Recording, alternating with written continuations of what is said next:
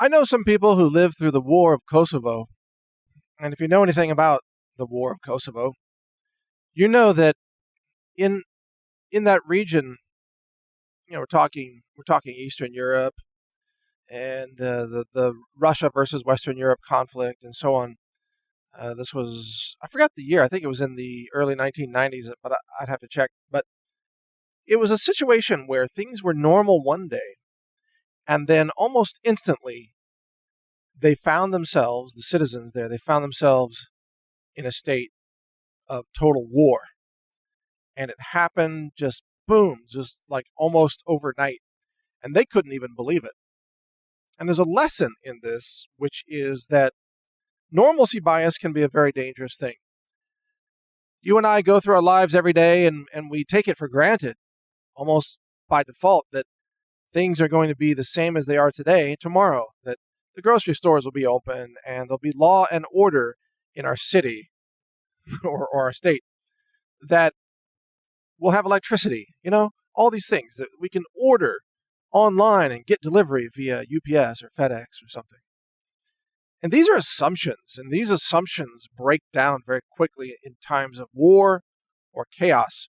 And what the people of Kosovo found out very quickly is that all of a sudden you can't buy antibiotics anymore.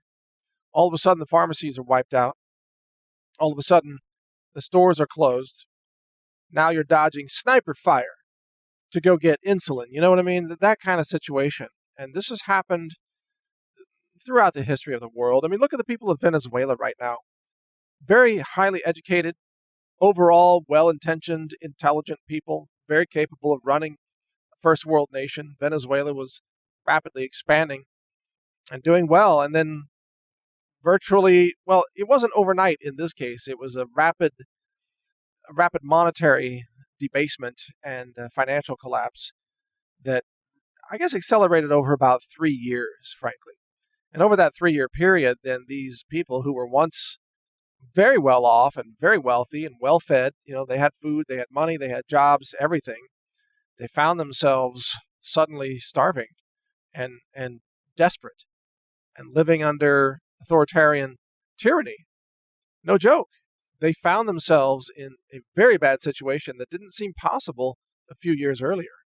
And you got to ask the question, if the people of Kosovo or Venezuela could go back in time before that crisis hit, what would they have wanted to acquire, or what skills would they have wanted to learn before the crisis happened?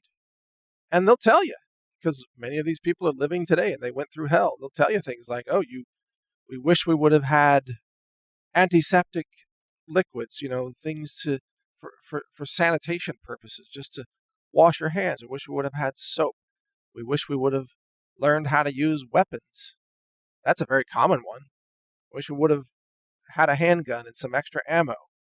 We wish we would have taken some classes about how to use those weapons.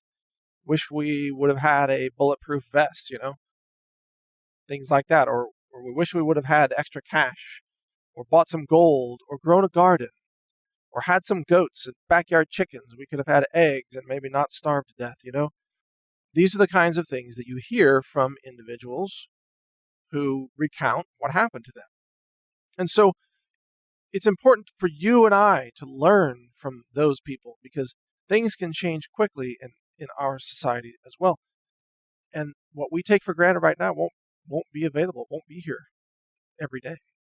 So think about it right now. What do you need if things go bad? What do you need that you don't have? And not just objects, but also skills. What skills do you need to learn? What relationships do you need to nurture? People to know locally, people who could be part of your neighborhood network of self-defense, for example. These are questions to ask yourself right now. And I know I've been telling you a lot of this lately, but it's because there's a legitimate sense of urgency about things that are coming. You're not going to have unlimited amount of time to prepare. So get on it now while you can, and save yourself in ways that other people wish they could have saved themselves, but they failed. Ultimately, no one is going to save you other than you. So get on it right now and you won't regret it. Thanks for listening. Mike Adams here, the Health Ranger. Check out my website, survival.news. And I've also got another website called collapse.news, which talks about the coming collapse, economic collapse, Civil War collapse, things like that. So check them out. You'll learn a lot. You may even learn something that can help you survive the chaos that's coming. Take care. Learn more at healthrangerreport.com. Thank you for watching. If you want to support our mission, visit us at healthrangerstore.com for the world's largest selection of lab-verified superfood and nutritional products for healthy living. It's at healthrangerstore.com.